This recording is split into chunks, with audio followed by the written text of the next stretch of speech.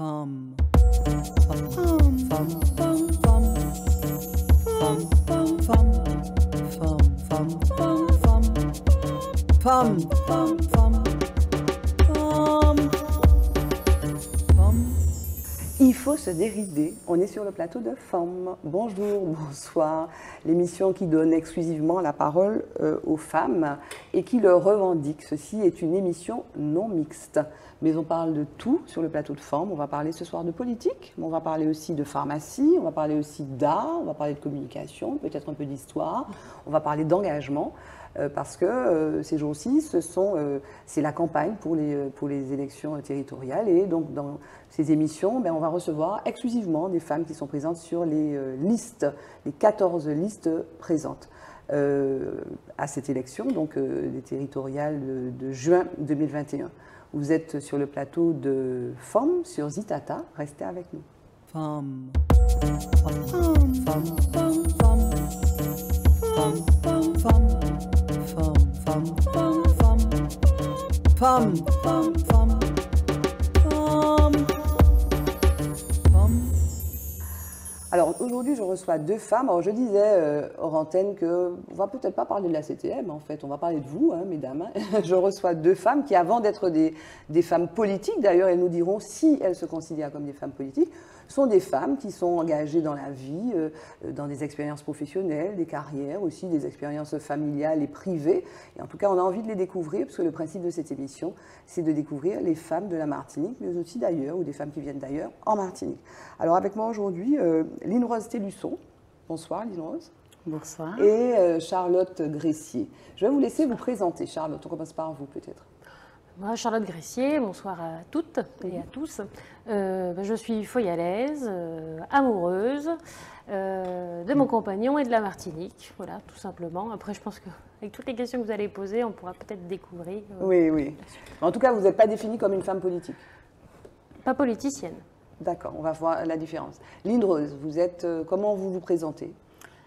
Tout aussi une femme, Line Rose Télusson, mère, épouse et préparatrice en pharmacie, femme avant tout. Et la politique, je pourrais dire que j'ai décidé de découvrir un peu à quoi ressemble ce milieu. Parce que vous aviez peut-être une image avant qui était quoi? Vous vous teniez loin, éloigné de la politique? Pas tant que ça. J'avais toujours une oreille quand même attentive à ce qui se passait autour de moi. Mais que décider si on ne s'y lance pas soi-même. Donc, avoir son avis, c'est bien beau, mais participer et voir comment ça se passe et bien découvrir la chose, vivre, agir et avoir son mot à dire, pourquoi pas, en tant que femme. En tout cas, vous allez nous en parler donc, de votre engagement, notamment sur la liste, enfin, vous êtes engagée sur la liste Martinique Debout de Philippe Petit, et vous, Charlotte, avec la Martinique Avance, donc, qui est menée par l'homme en short, vous disiez ça tout à l'heure, Guy Ferdinand, en tout cas le chef Guy Ferdinand, qu'on connaît pour ses activités et ses établissements au Carbet et chef d'entreprise, effectivement très engagé dans le milieu notamment touristique. L'un des premiers points, comment dire, un petit peu rituel de cette émission, c'est la rubrique Focus où on parle d'un fait d'actualité sur lequel on revient. Aujourd'hui, c'est un petit peu triste, mais je vous propose qu'on regarde un petit peu cette vidéo juste après le jingle.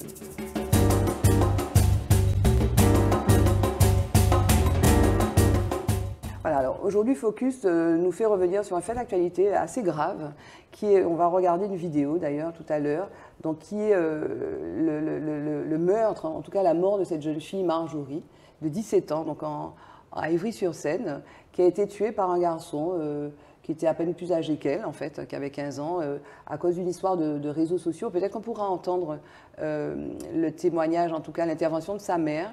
Ma fille, elle a été tuée. Pourquoi? Je n'arrive toujours pas à comprendre. C'est la question que je me pose. Pourquoi? Juste parce qu'elle a voulu défendre sa petite sœur, la protéger. Je vous propose d'écouter les chansons préférées de Marjorie. Je dis à moi qu'à crier,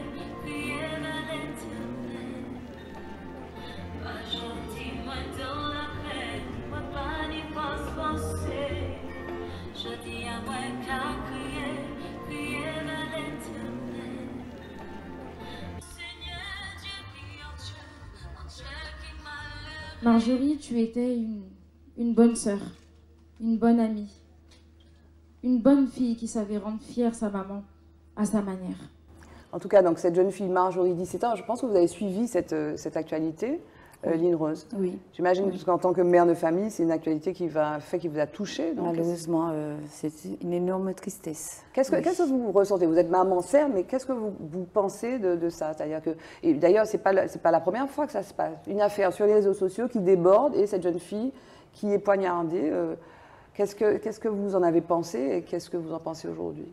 Malheureusement, ce sont des faits divers que nous subissons tous les jours. Mais est-ce qu'il faut s'y résigner? Non, non, il faut agir. Moi, je pense qu'il faudrait agir, qu'il faudrait mettre en place des solutions, faire quelque chose pour que tout acte de cette envergure soit puni, et fortement puni. Voilà, c'est un adolescent de 14 ans. Qu'est-ce que vous en avez pensé, Charlotte? J'imagine que vous êtes une femme aussi de médias, de communication. Quand vous recevez ça, vous êtes une jeune femme, vous pensez quoi? Déjà, c'est inadmissible, mais au-delà de ça, les réseaux sociaux, je crois qu'on voit aussi les limites. Ouais. C'est quelque chose qui devrait permettre un partage d'idées. Il y a un isolement aussi au niveau des adolescents, parce que l'adolescent ne va pas forcément se confier aussi à ses parents, même à ses proches. On a des cas de harcèlement et on ne se rend pas compte aussi parfois de petites phrases simples.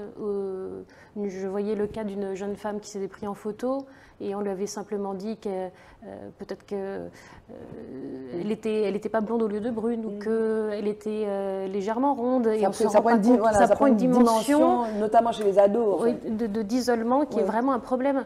Le souci, c'est qu'il y a évidemment l'éducation. Oui. Les parents doivent être là. Le problème, c'est que maintenant, ils sont interconnectés et qu'il y a une partie que les parents ne peuvent même pas contrôler. Ouais. Donc il y a quelque chose à faire, même au niveau du paramétrage de ces réseaux sociaux. Oui, mais il faudrait, excusez-moi de vous interrompre, mais il faudrait que les parents aussi eux-mêmes comprennent comment ça marche.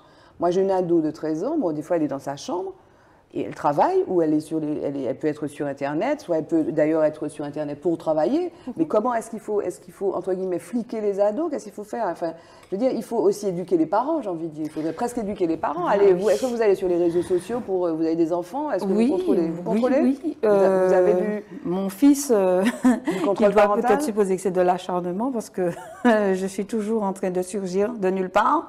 Donc, je jette toujours un œil sur son écran. Vous connaissez son Snapchat, son Instagram, son Facebook, ils vont plus tellement. Heureusement pour moi, mon fils n'aime ni Snapchat, il n'a pas de Snapchat, il n'a pas d'Instagram non plus, il ne veut pas de Facebook. Ah bon? Il préfère communiquer avec ses amis, d'accord, il communique avec eux, il joue. Ah oui. C'est un fanat de jeux. Mais de jeux vidéo. Jeux vidéo. Ce qui n'est pas mieux. Jeux vidéo. mais je me rappelle quand on était petits, nous, alors il n'y avait pas tous les réseaux sociaux, le fait que ça soit interconnecté, donc on a moins de contrôle là-dessus. Mais déjà, moi je me rappelle, dans l'enfance, on avait droit aux jeux vidéo, mais dans une certaine durée. Il y a même papa et maman qui venaient jouer avec nous d'ailleurs. Mais à côté, on avait aussi les livres, j'allais dire les supports traditionnels aussi, qui permettaient d'avoir le choix et d'être assez ouvert. Et puis il y avait une confiance aussi qui était établie entre les parents et les enfants. Si les parents nous disaient a priori c'est pas bon pour toi, bon, on cherche à savoir pourquoi ce n'est pas bon. Oui, puis on traduisait ce qu'ils nous disaient, on faisait confiance. Après, c'est l'interconnexion, le fait de ne pas avoir le contrôle sur tout le temps. C'est plutôt avec des neveux ou des nièces qui me parlaient de TikTok et tout ça, et qui m'ont dit, je leur ai dit concrètement, comment tu fais pour ne pas tomber sur n'importe quoi. Et c'est vraiment une éducation, et c'est même eux qui finissent par nous éduquer en nous expliquant concrètement comment on fait pour sécuriser tout ça. Donc il y a une espèce de responsabilité des enfants. Oui, mais je comprends ce que vous dites, mais moi, en tant que mère, alors que je suis quand même un peu connectée quand même sur ces choses-là, j'ai un Instagram, j'ai un Twitter, j'ai pas Snapchat ou Insta déjà, c'est un peu compliqué, mais soit vous fliquez tout le temps, vous voyez ce que je veux dire? C'est pas évident d'être là. Snapchat, par exemple, je ne connais pas Snapchat. Je ne sais pas utiliser Snapchat. Or, les enfants, les adolescents ont Snapchat. Comment on fait pour un parent? J'entends ce que vous dites, Charles, mais pratiquement, c'est difficile. Il faut que vous soyez... Il y a le premier paramétrage comme la télé. Vous savez, quand vous avez l'accord parental nécessaire pour voir certaines chaînes ou pas, même s'ils savent parfois aussi comment déjouer les choses, parce qu'ils ont de l'avance. Mais donc il faut être dans la censure, c'est ce que vous préconisez? Non, en fait. pas dans la censure, c'est l'éducation. Je crois L'éducation vraiment avant à la tout. confiance. D'accord. L'éducation avant tout. Si les parents disent c'est L'éducation. dangereux, Parce que je n'ai faut pas faire ce confiance, problème. oui. Je n'ai Oui. pas ce problème d'avoir un fils qui... Quel âge qui il a, pa- votre fils? Il a 17 ans. Ah oui, d'accord. Il a 17 Il ans. il est jamais tombé dans ça? Il n'est pas intéressé, c'est bizarre. Oui. Je Et lui il dis, lit, tu n'as votre pas fils de... Et Il lit, Oui. il lit, il fait ses devoirs, il aime jouer, comme je le dis. Oui. Il est très accro aux jeux. C'est mon seul problème, les D'accord. jeux, parce qu'il n'a pas de limite. Il faut toujours que moi j'intervienne, arrête de jouer, il faut éteindre. Mais il l'accepte. Mais vous savez que c'est problématique aussi, cette histoire d'addiction au jeu. C'est addiction. Donc, du coup, lorsque nous devons sortir, nous sortons tous ensemble. Comme ça, pas de jeu. Et il n'est pas Non. fâché, il ne ronchonne Non, pas non, il sait qu'il se rattrape. Je suis au travail, il entre plus tôt, il profite, il en profite. Une fois que maman arrive, on travaille un peu, mais il n'est pas rebelle. D'accord. Parce qu'il y a aussi des enfants rebelles. Vous avez beau dire, beau faire, vous n'y arrivez pas. Donc, il faut aussi essayer de comprendre quel est l'intérêt de cet enfant, ce qui l'attire le plus. Quand vous voyez que votre enfant, il est sur TikTok, il a une adresse TikTok, il a une adresse Facebook, il a une adresse Snapchat, il faut commencer déjà à se poser des questions. Mais mon fils, je vous dis que Facebook, j'ai dit, bon, je peux t'ouvrir un compte maintenant que tu seras majeur. Il m'a dit, non, ça ne m'intéresse pas. Bon. Voilà. En tout cas, il faut éduquer les enfants, il faut leur mettre le nez sur ces choses aussi dramatiques pour comprendre que ça peut être dangereux, quoi. Et puis aider aussi, je pense qu'il faut probablement promouvoir auprès d'eux l'idée que, effectivement, ça arrive aux autres, ça peut aussi arriver, ça peut leur arriver aussi. Donc il faut être bienveillant. Je pense que Et c'est vous ça. avez il y a une série, dont je ne dirai pas le nom parce que je l'ai oublié simplement, sur un grand distributeur de films, qui parle de ces choses-là, de la pression des autres, l'influence des autres, voilà. l'isolement des adolescents. Et c'est une série que du coup j'ai regardée aussi pour bien comprendre de l'intérieur. Et c'est vrai qu'il y a des tabous de l'adolescent souvent qui va vous dire que tout va bien. Oui. Il ne va pas vouloir parler. Et là, on est au-delà de la confiance établie entre les parents et les enfants ou l'adolescent. C'est son monde intérieur et on ne pourra pas intervenir dans son monde. Et l'influence des autres. Et je pense qu'à la base de l'éducation, et c'est très difficile, et c'est ce sur quoi, personnellement aussi, j'ai essayé d'écouter ce qu'ont dit mes parents, ne fais pas attention à ce que disent les autres. Alors, je ne sais pas où est venu le petit déclic qui fait qu'on se dit ils m'ont dit ça, je vais essayer toute ma vie de suivre ça. Je ne dis pas, la pression est forte, et de plus en plus quand on est adulte. Mais si on se rappelle de ce qu'ont dit nos parents, normalement, on reste dans le droit chemin. Et puis, on a une petite voix, Oui, mais il y on a le des parents sait. Excusez-moi, On le sait. certains ne sont pas contents, mais il y a des parents qui sont largués aussi, Charlotte, soyons clairs. Ah, il y en a qui sont, largués, qui sont impuissants soit parce même. qu'ils sont largués techniquement, etc. Vous voyez, parce qu'il y a une confusion. Ils sont impuissants ou ils ont des choses à faire. Vous voyez, Il faut s'asseoir. Vous avez fait un enfant, il faut prendre le temps d'avoir du temps pour lui. Quand oui, même. bien sûr, mais ça, c'est dans le meilleur des mondes. Oui. Voilà, comme Mais parfois, c'est pas tout à fait longtemps. ça, c'est vrai, Prendre le parce temps. que ma fille, parce que j'ai aussi une fille de 21 ans, elle me dit, maman, tu es la seule maman qui connaît toutes mes amies. Ah oui, ça, c'est important, ça. Tu es la seule maman, ma fille a son carnet d'adresse, je lui fais une surprise, j'ai le contact de toutes ses amies. Avec cette Elle me phrase-là, dit, maman, tu es la seule il y a maman. tout pour qu'elle n'aille pas dans des dérives, puisqu'elle Voilà, sait qu'il y a une confiance établie. Je Sa maman la je- connaît. Elle n'a pas son monde C'est- à part, Oui. elle n'a pas eu son monde à part de ses amis et de la famille. Maman s'est intégrée, je me suis un peu... Il faut garder la communication, comme on dit, en fait. fouillaya. C'est une façon, oui. Donc, invite les copines, comme ça, les copines viennent passer le week-end, je connais quelques Exactement, 3-4 ouais. copines. Eh ben, dans le cercle, eh ben, lorsque l'une croise l'autre, c'est qui? J'essaie de important. retenir les prénoms. Eh ben, invite un tel, et ça a été comme ça jusqu'à la terminale et jusqu'à ce qu'elle parte faire ses études. Bon, là, elle n'est plus près de moi, elle n'est plus sous le bras de maman, mais j'espère que c'est la même continuité. Vous n'avez pas peur? J'appréhendais. Hein. Après le bac, j'ai appréhendé le départ. Mais jusqu'à maintenant, ça se passe bien. Ok. On continue avec vous. On a commencé à rentrer dans qui vous êtes à travers cette actualité. Mot de femme maintenant, dans Femme.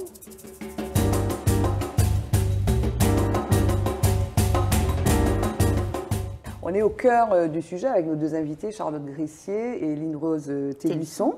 Télusson. Toutes deux engagées dans la politique. Alors, est-ce que vous êtes une femme politique, Line Rose?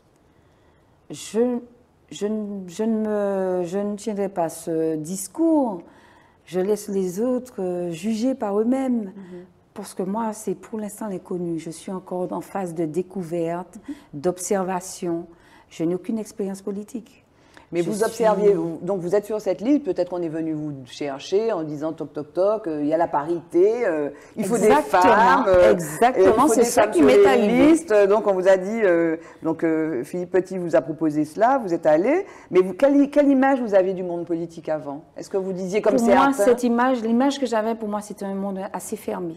C'était déjà un monde d'hommes. Oui. C'était un cercle fermé. J'ai toujours entendu dire que maire, c'est un ancien directeur de ceci, enseignant, professeur, juriste. C'est des gens avec un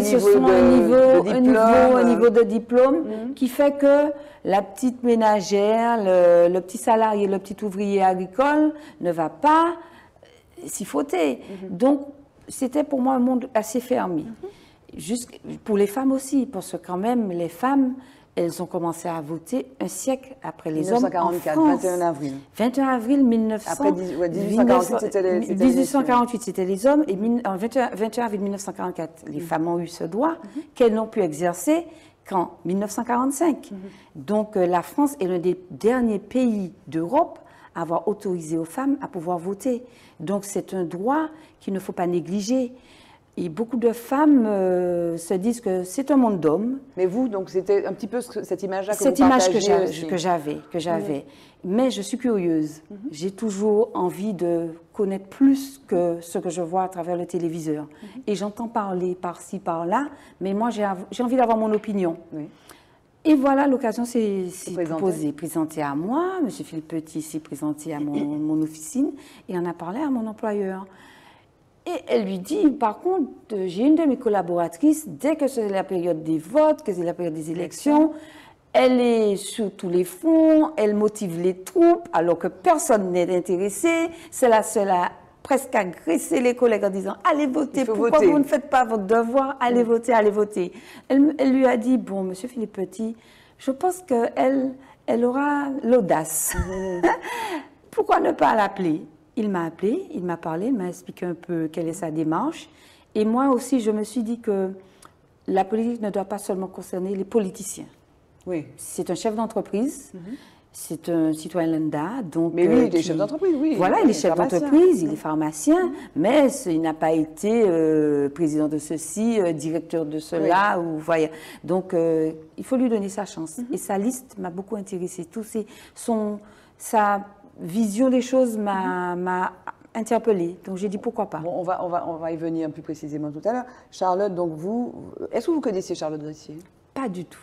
Ah, pourtant, elle est engagée en politique depuis un moment. Elle a été la voix, la représentante de La République En Marche à un moment. Un moment, oui. Oui, il y a 3 ans. Oui, c'est vrai, ça me revient. Oui. Mais à cette période... Vous savez, il y a des horaires de travail aussi. Et comme mes horaires, c'est après journal que j'arrive à la maison, donc il faut vraiment rester tard derrière le téléviseur. C'est ça aussi la réalité des femmes, engager des femmes qui travaillent et qui sont politiques. Donc si vous êtes élu à la CTM, il va falloir organiser. Il faudra toujours gérer tout ça. Avec le garçon de 17 ans. Charlotte, donc est-ce que vous vous considérez comme une femme politique? Donc vous êtes jeune, hein, mais vous êtes engagée en politique depuis 2018 ou avant d'ailleurs?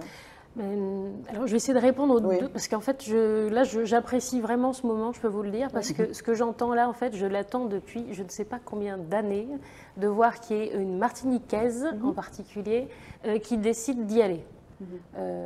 Moi, c'était un peu mon rêve, en fait, au départ, et j'ai l'impression d'avoir déjà pris un coup de vieux, à mesure où je me reconnais au départ. Dans le discours de Lynn Rose. Oui, parce que, en fait, j'ai travaillé avant La République En Marche, avec des ministères, avec l'Élysée, avec la collectivité aussi, même quand ça a été un peu difficile. Mais je n'avais pas encore franchi le pas. Et c'est ce qui s'est passé au moment de La République En Marche. Il y a eu cette opportunité-là qui s'est présentée. Très concrètement, je n'ai pas voté pour Macron et je ne m'en suis jamais cachée, tout simplement parce que concernant l'outre-mer, il n'y avait pas de programme. En revanche, toute mon éducation et tout ce que j'avais espéré de me dire on peut enfin entendre une voix citoyenne, c'est le moment où jamais. Donc je suis rentrée, pas du tout naïve, mais en connaissant très bien l'esprit courtisan, les calculs, les faux culs, et j'en passe. Et encore, je vais rester voilà, dans la politesse et la langue française. Mais je me suis dit, pourquoi pas? Donc j'ai vraiment dit, écoutez, s'il y a une possibilité vraiment de faire entendre la voix de la Martinique, allons-y. Mais à partir du moment où mes convictions personnelles, ça ne correspond plus et qu'on ne parle plus de la Martinique, je m'en vais. Parce que je n'ai pas des ambitions de carrière et tout ça. Et puis j'ai d'autres possibilités aussi. Donc j'ai dit oui. Mais là, on s'est mis au travail. Et on a fait le tour. On a cherché des gens comme vous. Et on a dit, bon, concrètement, on fait quoi? Toi, tu sais faire quoi? Parce qu'on ne va pas non plus obliger les gens à faire des choses qu'ils ne savent pas faire. Ils sont à l'aise dans tel ou tel domaine. Alors, toi, c'est la pêche, toi, c'est l'agriculture, toi, c'est la culture. Toi, on sait faire les choses. Les gens sont trop dignes pour se plaindre. Bon, on va essayer de regrouper les gens. Et on nous a dit qu'il n'y avait pas de programme et qu'il fallait faire monter des idées. On va faire un programme. On a réussi à faire une belle étude avec des propositions concrètes, parfois même un peu gênantes, puisqu'on parlait des sargasses, on parlait des chlordécone, on venait sur les lobbies, etc. Et quand M. Macron, président de la République, est venu, c'est M. Stanislas Cazel, qui à l'époque était conseiller spécial pour l'outre-mer à l'Élysée du président de la République, qui nous avait demandé cette étude. On avait fait comprendre que bon, si on parlait justement de la violence aux femmes et de la drogue chez les jeunes, c'était quasi suffisant. C'est faux. Et puis on ne va pas réduire la Martinique à ça, bien sûr. Donc nous, on était allés à fond, mais vraiment, sur les solutions en matière de santé, d'écologie, etc. On a remis un dossier qui devait nourrir le discours du président de la République. Puis on a écouté le discours, on était tous là, l'équipe, enfin chez nous. Et vous n'avez pas reconnu? Non, on n'entend pas, on entend le cyclotron, et puis les querelles. Donc, bon, j'ai rappelé, j'ai dit, on a travaillé, qu'est-ce qui se passe? On ne parle pas des sargasses, on ne parle pas de chlordécone, on nous envoie des ministres pour nous dire qu'en 48 heures, il n'y a plus de sargasses, etc. On a travaillé là-dessus. Et on était un petit peu... Bon, vous étiez déçus? Oui, on était déçus. Donc, il y a eu ça. Il y a eu de la corruption aussi. Voilà, on travaillait avec des gens condamnés pour abus de biens sociaux, des choses comme ça. Donc, bon, quand on... Pareil... Donc, du coup, vous avez lâché l'affaire? Moi, j'ai quand même référé à République En Marche à Paris en disant, bon, écoutez, il y a quand même un problème. Il y a des gens... ça ne va pas. On dit nouveaux visages, nouveaux usages. Là, on n'est pas crédible, en fait. Ça ne suit pas. Oui, et on m'a dit, bon... Donc vous êtes, dans ce cas-là, mais vous auriez pu être dégoûté de la politique. J'ai décidé de partir. Donc vous êtes parti, mais c'est plus fort que vous. Alors on va revenir un petit peu en arrière parce que vous avez travaillé. Donc vous disiez que vous avez travaillé avec le gouvernement, avec même les collectivités. Vous étiez quoi? Vous étiez lobbyiste? C'est ce que vous avez fait? Alors moi j'ai fait beaucoup de choses. Vous êtes comédienne en fait. J'ai vu votre CV sur LinkedIn, il y en a pour 4 pages quoi. Enfin, vous êtes de curiosité tout à l'heure, mais je vais comédienne, artiste, scénariste, consultante, vous avez fait High Business School, Schema Business, enfin plein de choses. Oui, alors pourquoi, comment, j'essaie de résumer, puisqu'on est plusieurs à parler, qu'il y a le temps imparti, etc. C'est surtout oui. En fait, j'ai eu une enfance vraiment sympa. Ouais. Et je ne suis pas en train de me cacher. Je suis née à Fort-de-France. Après, on est parti à Paris. On a fait l'enfance dans le 5e arrondissement. Après, on est revenu. Donc, j'étais au Séminaire Collège de la 6e à la 3e. Après, lycée Bellevue. Après, j'ai fait ma prépa littéraire, donc Hippocagne-Cagne, etc. à Paris. Et en fait, avec cette enfance-là qui se passait bien, on parlait des jeux vidéo tout à l'heure, mais des livres aussi. Moi, j'ai été nourrie par Spielberg, les films de Spielberg. Et j'y ai cru, moi, quand il a dit on peut changer le monde. Donc, moi, je l'ai pris au pied de la lettre. Et je me suis dit, je vieillirai, mais je ne serai jamais adulte. Oui. Alors, je m'entends quand je dis ça, j'ai des propos sérieux, sinon on n'irait pas. Non, mais on reçoit des femmes ici qui disent la même chose. Dans le pas qui sont beaucoup plus âgées que vous, donc vous pouvez y aller, allez-y. Donc, du coup, moi, je me suis dit, qu'est-ce qu'on va faire? Bon, il y a quand même des études à faire et tout ça. Bon, je vais rentrer dans le ventre de la bête et je vais aller voir comment on fabrique les élites, comment on formate les cerveaux. Donc j'ai fait une prépa littéraire, donc j'ai vu comment fonctionnait la préparation du concours Normal Sup, etc. Moi, je n'avais pas envie de faire Normal Sup. Je voulais même parler de l'humanité, comprendre, mais pas du tout, on préparait un concours. Pas de problème, j'ai intégré. Ce que ça m'a apporté, c'est aussi une structure mentale un peu militaire, où on vous apprend à travailler. Moi, j'ai une capacité de travail maintenant, c'est les séquelles de prépa. Il n'y a pas de problème, vous me donnez ça, je vous fais la synthèse le lendemain, il n'y a pas de souci. Après, école de commerce, bien sûr, il faut bien manger. Pareil, une grande expérience. Comment comprendre comment on va... Le discours, pour formater les gens, leur faire croire qu'ils ont des goûts uniques. Vous adorez, je ne sais pas, le yaourt à l'OS hibiscus, vous vous dites « je suis unique », pas du tout, c'est calculé. Toutes ces choses-là. Ensuite, il y a eu le journalisme aussi. Moi, ça me plaisait, je m'étais dit « tiens, super, les grands reportages, tout ça ». J'ai eu la chance de travailler au monde de l'éducation. Je l'ai fait en passant par le marketing. Je suis allée voir les journalistes. J'ai dit, moi, c'est ça que je veux faire. Je ne veux pas vendre le journal, je veux écrire. On a fini par me dire, bon, écoute, va dans les collèges, les collèges, lycées, tout ça, où il y a des problèmes et tout ça. Donc, j'étais vraiment en immersion totale. Et il y avait en plus les conflits de personnes, comme d'habitude, entre Colombani et Edoui Plenel. C'était passionnant d'être là. J'ai fait exprès de prendre un livre avec Edoui Plenel moustachu dans l'ascenseur. Et les gens disaient, mais mon Dieu, c'est un scandale. C'était juste pour savoir un petit peu. Donc, encore une fois, les conflits chez les adultes, en fait.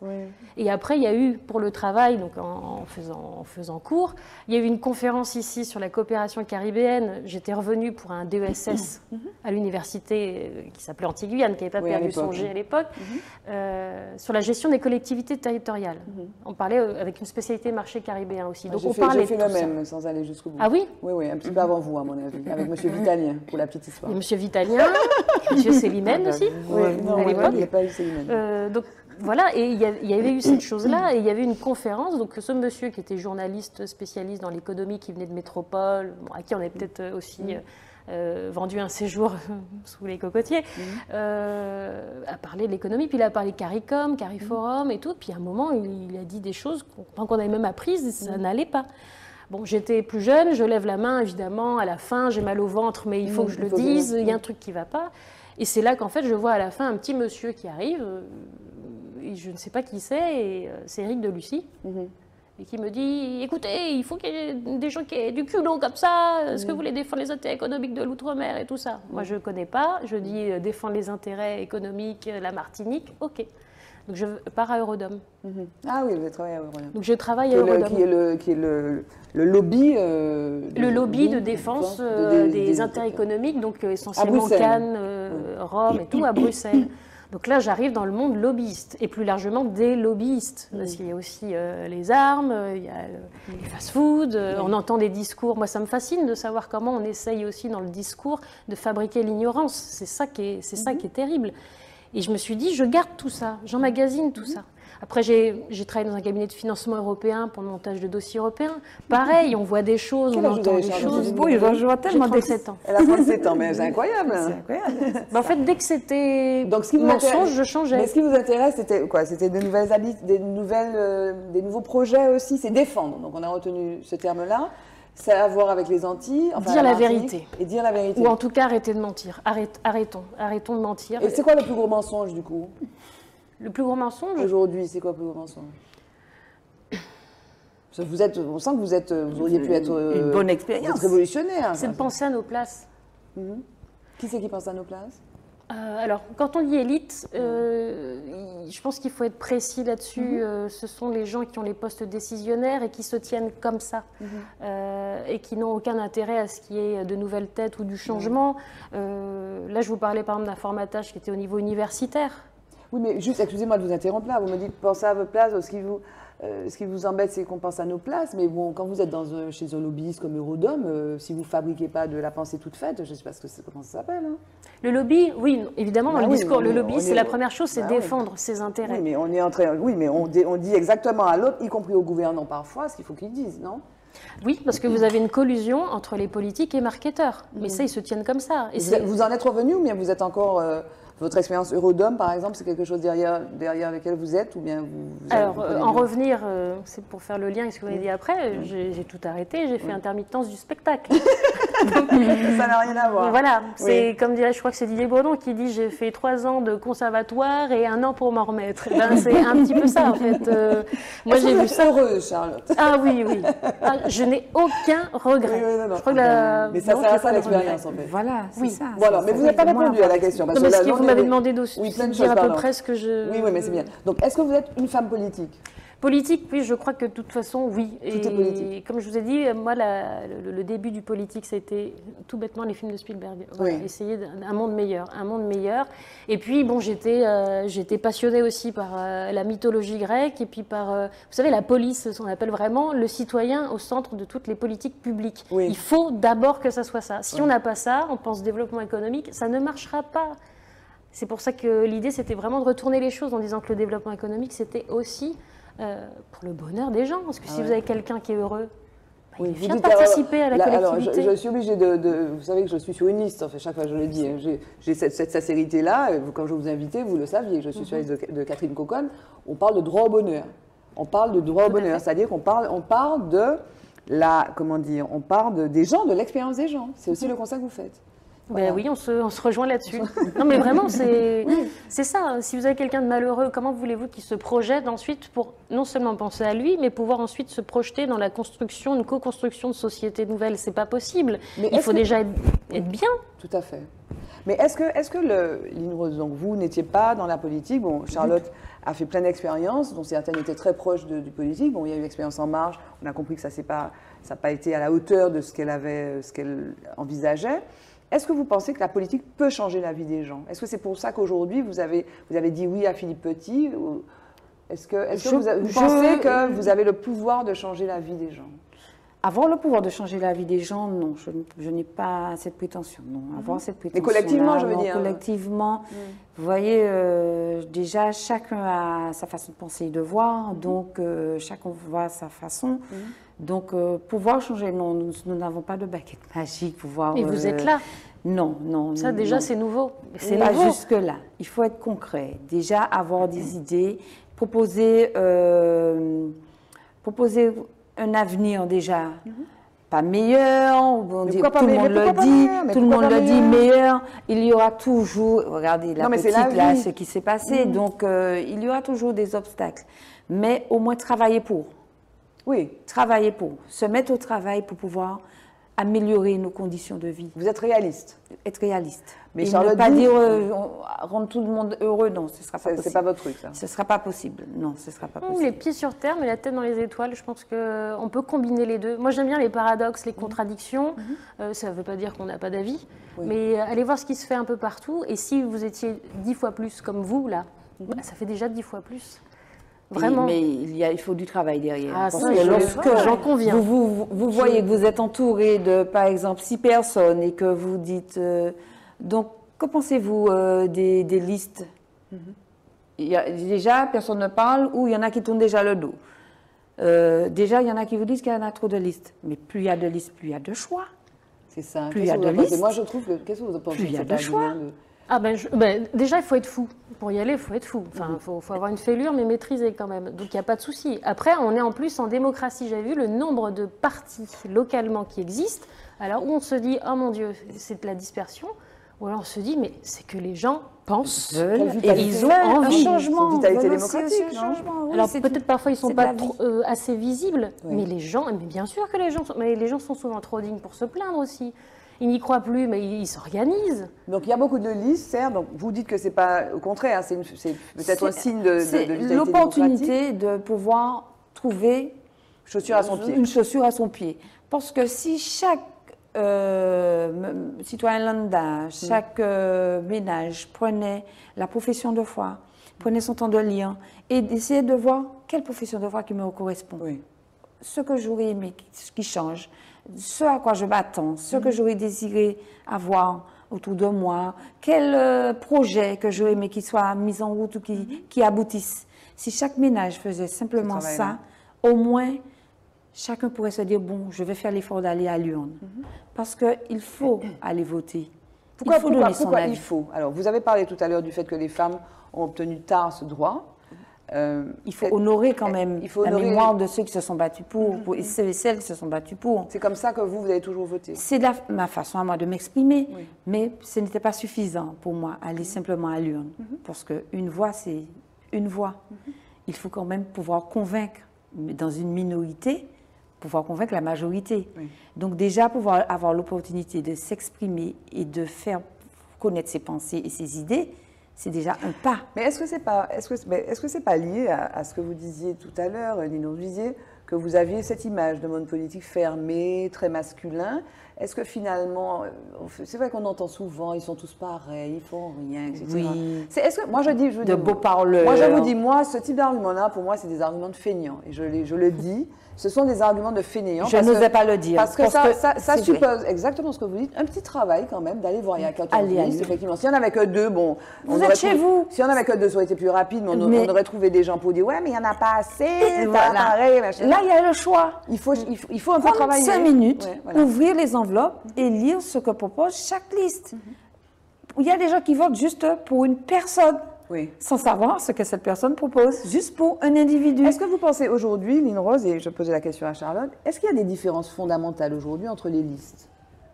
Est-ce que, parce que les listes partent d'un constat peut-être, non? Et le constat, oui, mais vous savez, il y a déjà, c'est déjà quoi faire d'un budget. Donc, Oui. vous aurez un budget, il faudra répartir dans plusieurs secteurs d'activité. Tout le monde aura pratiquement les mêmes objectifs, tout se ressemble. c'est quoi votre un petit priorité peu. à vous? Ce serait quoi? L'écologie quand même. L'écologie. Pourquoi vous dites quand même? Quand même parce qu'il y a tellement de choses qui ne vont pas. D'accord. Donc, ce qui m'a plutôt intéressé, c'était l'écologie, le gaspillage, faire un effort, protéger notre île, protéger notre planète, mais à plus petite échelle, déjà protéger notre commune. Vous voyez un peu les pollutions visuelles que vous avez des VHU, c'est ça? Oui. Les VHU, véhicules hors d'usage. Hors d'usage, oui. Vous avez des poubelles ouvertes, disons, vraiment des décharges à ciel ouvert. Tout ça, j'aurais aimé que tout cela, il y ait un effort qui soit fait pour déjà commencer par là. Ce serait votre priorité? Protéger déjà. Parce que franchement, nous ne sommes pas... Mais ça passe par l'éducation, ça aussi. Oui, mais l'éducation, mais il faut déjà que les parents, qui souvent ne sont même pas encore eux-mêmes éduqués, donc ils ne peuvent pas éduquer leur progéniture. Est-ce que vous voyez, vous, Charlotte, une différence au-delà du diagnostic qui peut être à peu près le même, hein, peut-être qu'il y a des différences entre les sortants, peut-être qui défendent peut-être un bilan, et puis ceux qui briguent finalement les votes. Est-ce que le diagnostic est fondamentalement différent entre ces 14 listes? Je pense qu'on veut tous que ça change. Oui. On est tous d'accord sur le fait qu'il faut arrêter, que des choses ont été faites. Et nous, par exemple, on vient de société civile, pour la Martinique Avance, etc. On ne dit pas qu'on a la vérité infuse. Ce qu'on propose, en fait, et c'est ce qu'on a fait, c'est un vrai travail d'analyse de l'existant et de toutes les expérimentations de tous bords de nos aînés qui, pendant 50 ans, ont compris les fonctionnements et aussi les dysfonctionnements des institutions notamment. Donc c'est vraiment fédérer les idées, donc les nôtres, les leurs et les vôtres, parce que on a un programme, on a des idées, mais encore une fois, ce sont des listes qui font le même constat, mais qui sont séparées. Et quand on regarde le point commun, je pense que le dénominateur commun, souvent, c'est la liberté, en fait. Quand on regarde le fil conducteur, avec différentes approches. Il y en a qui vont être indépendantistes, d'autres qui vont être autonomistes, d'autres qui vont préférer le département d'outre-mer, les articles, les 73, 74, etc. Mais moi, ça me rappelle vraiment l'expérience que j'ai eue. Pareil, quand je vous disais que j'avais une obsession de chercher en fait des solutions, et même ados, j'avais rencontré des royalistes, j'ai rencontré des anarchistes, des communistes, les LR, tout le monde, aussi à La Rochelle, l'université d'été du PS, j'ai rencontré tout le monde et je me suis dit, c'est moi où en fait tout n'est pas acheté. Il y a même de très bonnes idées partout. Oui. En dehors des extrêmes, il y a de bonnes idées partout. Donc là, vu l'urgence, en plus vous parliez d'urgence écologique, je suis assez attentive des travaux de Pascal Safache, la Martinique d'ici 50 ans. Je crois que de ça, on peut déduire tout l'aménagement du territoire. La Martinique, je vois les littoraux, et même quand on n'est pas politique, je terminerai là-dessus, même si on se dit, bon, allez, j'arrête tout, on va à Lens-Michel. il y a un continent de sargasses, c'est plus possible. On va à une rando, on a des clous rouillés comme ça qui peuvent. On va prendre notre voiture, les embouteillages, toutes ces choses-là, on peut plus. Et je crois que c'est ça. Nous sommes dans tous les domaines, hein, nous sommes face à ce dilemme, c'est-à-dire la pollution. Et vraiment, il faut que nous trouvions une solution déjà à cela. Et le plus frustrant, c'est que j'ai regardé ce qui a été fait. Y compris Mme Concombre, on se dit, mais il y a des choses qui ont été faites, mais alors, mais mon Dieu, pourquoi ça n'a pas avancé? Alors, c'est la question que j'allais vous poser. Et même, vous disiez que certains sont là depuis 50 ans. Oui. Pourquoi les choses... Et d'ailleurs, on parlait d'urgence écologique, qui est un petit peu le constat partout, d'ailleurs, pas seulement à Martinique. Nous, chez nous, on parle des sargasses notamment, on va parler du chlordécone ou des pesticides, mais au niveau mondial, l'urgence écologique est là. Mais pourquoi précisément en 50 ans? Qu'est-ce qui n'a pas fonctionné? Qu'est-ce qui dysfonctionne? Déjà, il y a la première chose, c'est que j'ai cru, alors, parce qu'on a regardé un petit peu, on avait calculé aussi un peu, je crois qu'il y a 6 personnes qui sont revenues depuis 50 ans. Enfin, donc on n'a pas tellement changé que ça, quoi. Alors déjà, il y a ça. C'est ce constat. Ce sont toujours les mêmes. C'est toujours les mêmes. L'autre chose aussi... on ne donne pas la chance aux autres. C'était, on parlait tout à l'heure de la personne qui doit se sentir bien pour ensuite pouvoir penser aux autres et tout. Il y a beaucoup de revanche personnelle. De l'ego. Oui. Il y a beaucoup d'ego. Et quand on regarde de l'extérieur, c'est pas des leçons, mais on se dit, bon... Crève l'abcès, dis, qu'est-ce qui ne va pas? Parce que de ça va découler tes choix de vie. Et si tu rentres en politique, ton programme, et la Martinique que tu vois toi, que tu veux construire toi. C'est très développement personnel, hein, votre approche là, non? Je crois que c'est, pour moi, je trouve ça important, parce que je parlais de formatage des cerveaux, être libre, être bien, être bien dans sa peau, en fait. Voilà. Alors je dis pas, moi c'est vrai que j'ai eu la chance quand même. Enfin, mes parents, je suis née, bon bah ils m'ont expliqué des trucs, ils se sont fait tout seuls, mais ils avaient aussi un peu de moyens. Mais je pense que c'est au-delà de ça, c'est cette curiosité qu'il faut avoir, ce déclic, et toujours essayer d'écouter ce qu'on dit, puis de prendre du recul sur ce qu'on nous donne comme ça. Donc vous disiez, c'est les 6 même depuis 50 ans, et puis il y a de l'ego. Donc déjà, il faudrait changer ça déjà. Donc, il faut déjà, ça... Voilà. Imaginez quelqu'un qui n'a pas d'ego, mais qui soit ambitieux, avec des visages différents, mais sur un fil conducteur et une vision à long terme. Et pour lequel l'objectif, ce n'est pas du développement économique, par exemple, juste pour la production économique, mais le bonheur citoyen, je pense que déjà, ça déplace tout. C'est clair. C'est un autre point de vue, une autre perspective qui part des gens, du vécu et de l'envie, effectivement, avec la vision d'aller plus loin. Oui, d'aller plus loin. Et voilà, parce qu'il y a aussi... il faut aussi de l'entente. Est-ce que vous pensez que vous, donc on est un plateau de femmes, il y a une façon de parler qui, à mon avis, ne serait pas exactement la même si j'étais entourée de 2 hommes. Je ne sais pas ce que vous en pensez. Est-ce qu'il y a un facteur féminin dans la politique?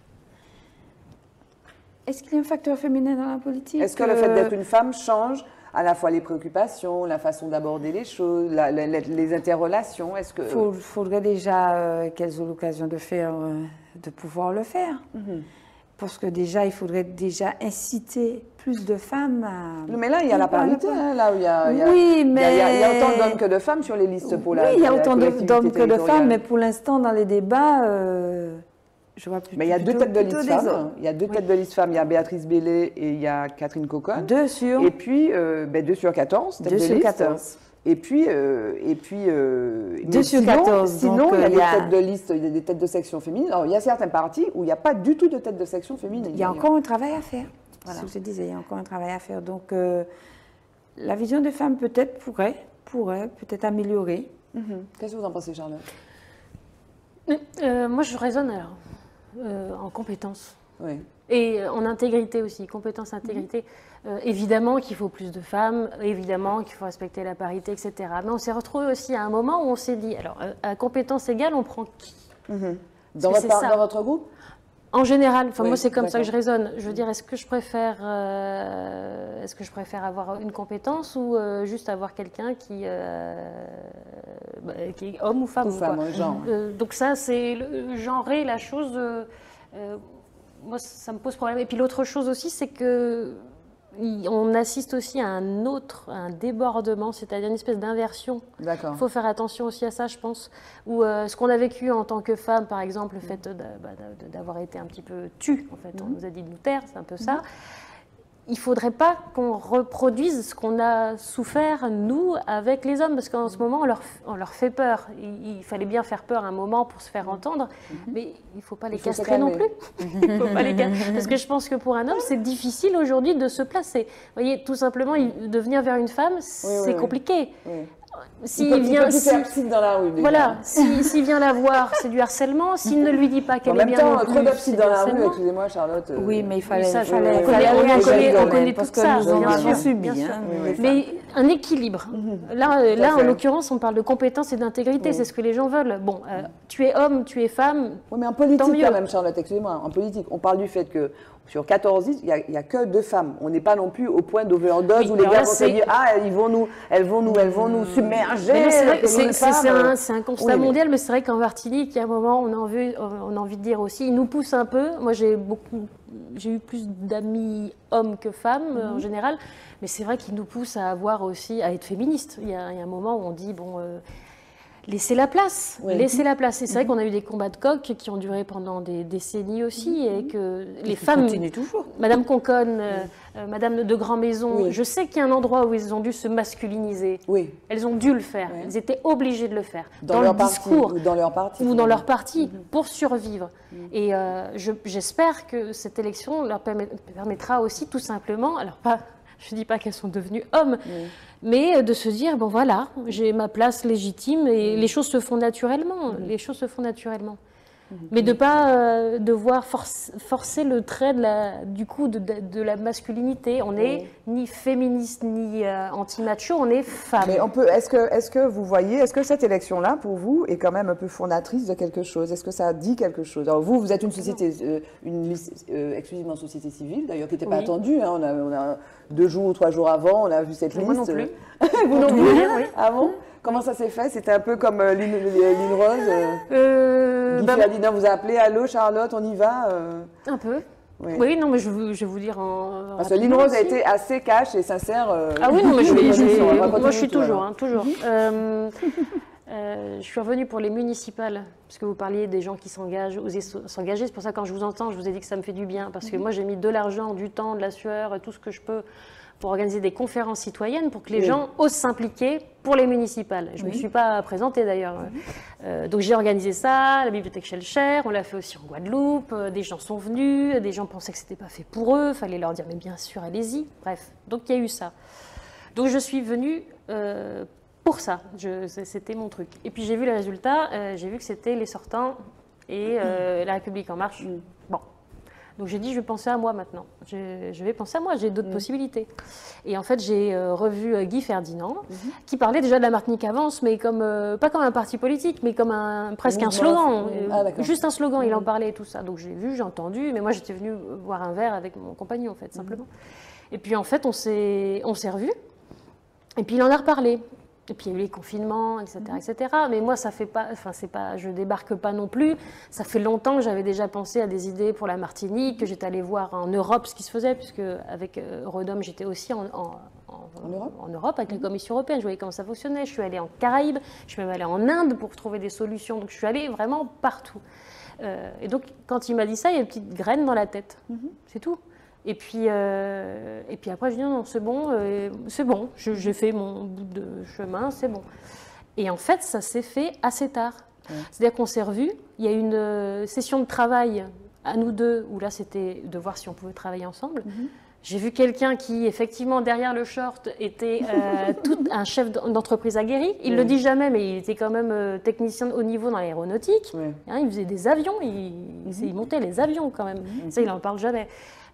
Et puis quelqu'un qui est un travailleur, quelqu'un de dossier, qui reparamètre aussi très rapidement, qui prend les meilleures idées et puis bon, on y va, qui est à l'écoute et tout. Et j'ai vu en un après-midi le travail qu'on a fait, je me suis dit mais c'est le travail de 15 personnes, enfin concrètement. En plus moi j'ai séquelles de prépa, donc il n'y a pas de problème là-dessus. Et c'est ça qui motive, c'est lorsque l'on voit la ténacité, l'envie, Vous avez ça autour de vous, vous voyez ça autour de vous? Ah oui, Monsieur Petit, c'est quelqu'un de déterminé. Mais il n'est pas tout seul, vous travaillez avec une équipe quand même. Nous travaillons avec une équipe, mais vous voyez l'homme en lui-même, parce que quand même, il est tête de liste. Donc, tête de liste, il faut quand même avoir la tête sur les épaules, pouvoir gérer les différentes sections, les chefs de section, les colistiers. Il y a du boulot, hein. Il se mouille la chemise. C'est ça, je voudrais qu'on s'y arrête 2 secondes, mais pour parler plus généralement de la politique. On parlait des gens qui ne vont pas voter, qui vont dire, ouais, tous pareil, il faut qu'ils fassent le boulot. Je ne vote pas. Il faut qu'ils fassent le boulot de lire, je ne vote pas. qu'ils lisent les professions de foi, qu'ils accordent ce temps-là. Parce que, homme politique ou femme politique, c'est du boulot, quoi. C'est quand même du boulot. C'est du sacrifice et c'est du boulot. Pas de week-end, des nuits blanches, des déplacements dans toute l'île, sur toute l'île, à travers l'île, et aussi ne pas avoir peur aussi d'être rebuté, parce que quand même, il y en a qui refusent, il y en a qui vous disent non, c'est pas pour moi, ou je ne suis plus intéressée, ou je passe la main, ou ça ne m'intéresse pas, et, ou avoir aussi des fois des déconvenus. Tout à fait. Il faut s'attendre aux déconvenus aussi. Mais ça vaut le coup. Vous voyez, j'étais pour le 22 mai, j'étais avec, c'était Guy Métali, il faisait le petit bœuf Fort-de-France et tout, et on discutait et je lui ai dit que j'avais joué de la harpe avec Maxilla quand il y avait les journées de la harpe sur des morceaux de Loulou Boit la Ville et tout ça. Et puis je voyais Guy Métali qui était une espèce de bête de scène quand il a pris le micro et tout. Et je me suis dit, mais ces gens-là, il faut bien qu'il y ait une suite. Oui. Ça ne peut pas disparaître. On ne peut pas être remplacé aussi par des choses qui viennent de l'étranger, de l'extérieur et qui prennent la place, que ce soit économiquement et aussi culturellement. Donc je me dis, même quand on se dit, bon allez, j'en ai marre, ça arrive à tout le monde de dire, bon j'arrête, personne n'est venu me chercher, enfin, sauf Guy Ferdinand, personne ne m'a attendu non plus, j'ai d'autres possibilités, pourquoi tu t'acharnes? Ça m'est arrivé mille fois. Pourquoi c'est toujours... Mais parce que quand vous avez un Guy Métali qui sourit comme ça, quand vous avez une petite dame qui vend ses cacahuètes et qui dit, ah il faut tenir, on fait quoi? Et puis ils nous disent, oui, il faut y aller, et puis il faut, voilà. Il faut changer les choses. Il faut changer les choses. Je vais en school up, je vois qu'il n'y a plus qu'un quart de la plage. Tout qui est en train de disparaître. C'est pas possible. Mais si vous le faites pas, Charlotte, vous devez le faire, non? Mais on demande que ça. Mais oui, il faut s'engager, en fait. C'est votre discours. Il faut y réagir. Il faut s'engager. Il faut y aller, sinon ça va disparaître. On m'a dit c'est tradition orale, pas de souci. Mais à force de faire tradition que orale, on est en train de disparaître. Donc ça, c'est votre combat. Le combat Combat, j'aime pas le mot combat. Non, c'est votre objectif, c'est votre... Ma joie des choses. Moi, j'aime bien ça, se sentir vivant en faisant des choses utiles, voir que les gens sont bien. Alors, il n'y a pas un syndrome de sauver la Terre, mais moi, j'adore aussi Wonder Woman, tout ça. Excusez-moi, on n'est pas loin. Spielberg. Mais ce truc-là, mais pourquoi pas? C'est l'ère des super-héros. C'est quand c'est en temps de crise qu'on a besoin de super-héros. Mais tout le monde est super-héros du quotidien, tout le monde est ambassadeur de sa vie quotidienne, on sait les problèmes, donc venez. Et sur des problématiques que je ne connais pas forcément non plus, mais c'est pas grave, tu vas m'expliquer. Et puis bon. Donc si vous êtes élu, vous êtes sur quelle problématique? Toutes, mais on est parti sur l'écologie, l'histoire, avec le numérique, donc c'est ce qu'on apporterait aussi comme valeur ajoutée.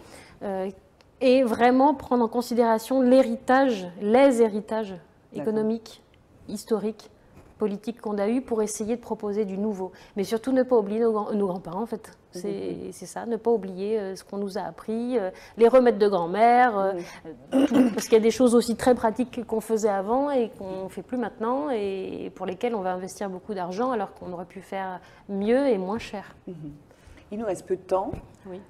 Quel est l'homme qui vous a influencé, le plus marqué? C'est une question habituelle, rituelle dans cette émission à quelques minutes de la fin. Dans notre vie? Dans votre vie en général, quelqu'un de votre famille ou pas, quelqu'un que vous auriez vu, que vous auriez lu, voilà, n'importe. Quel est l'homme? Parce qu'on a beaucoup parlé de femmes, enfin même si on a aussi parlé des hommes, mais spécifiquement, l'homme qui vous a le plus influencé. Je dirais que, bien qu'on n'en parle pas assez, ce serait Frantz Fanon. C'est vrai qu'on connaît peu Frantz Fanon, alors qu'il a fait beaucoup.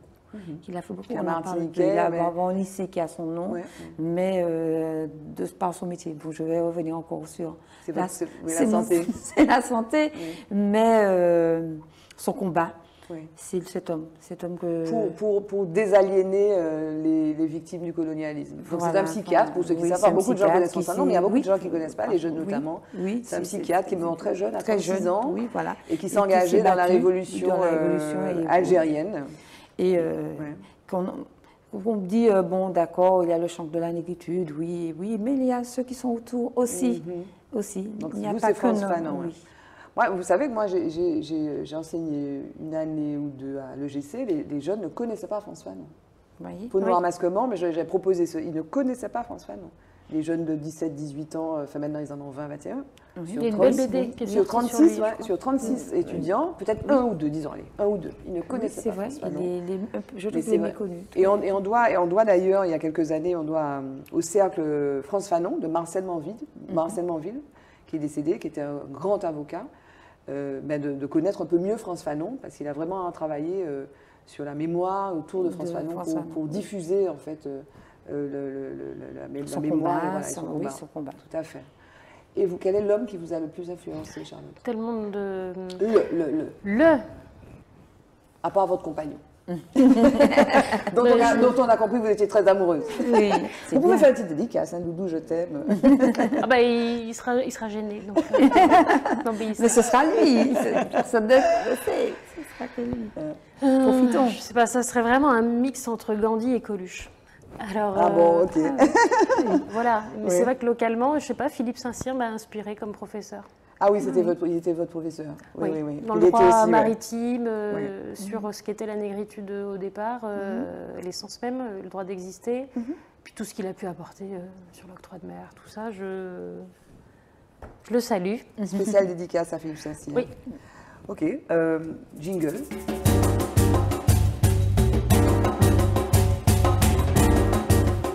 Et ouais, ça va vite, c'est ce qui arrive dans cette émission. Voilà, il reste 3 minutes. Mais oui, Linois, c'est allé vite. Hein. Oui. C'était bien. Hein.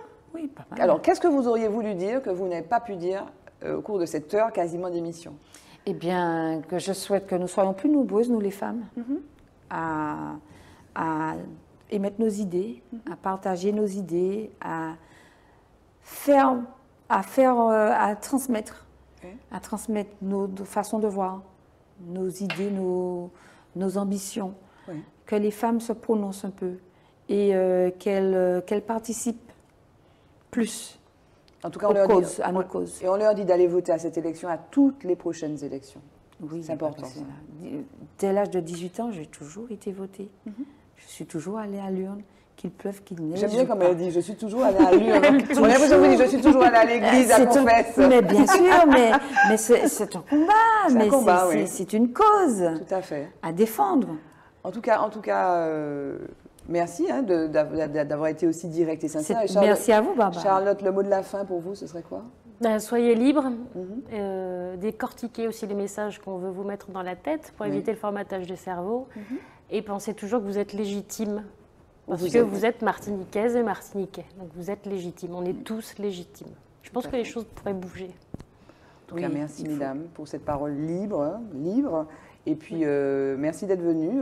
D'autres émissions nous attendent. Hein. Vous reviendrez, hein, parce qu'on n'a pas épuisé les sujets. Hein.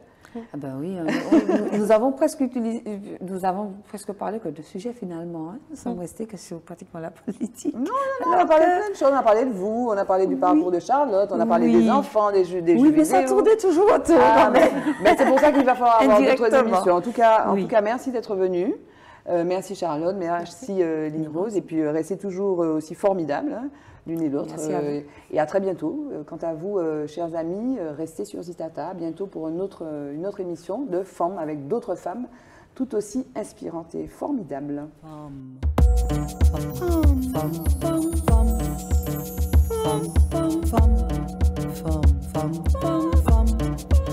Femme.